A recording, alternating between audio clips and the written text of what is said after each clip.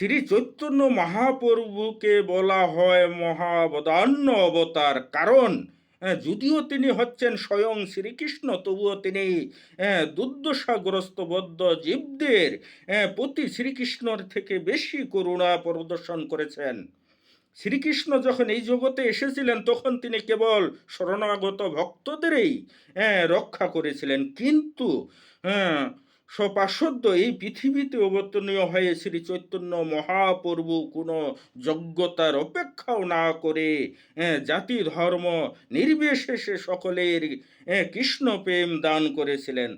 তাই শ্রীল রূপ গোস্বামী বুঝতে পেরেছিলেন যে শ্রী চৈতন্য মহাপ্রভু শ্রীকৃষ্ণ ছাড়া আর কেউ অন- অন্য কারণ পরমেশ্বর ভগবান ছাড়া অত্যন্ত দুর্লভ এই ভগবত প্রেম অন্য কেউ এইভাবে দান করতে পারেন না।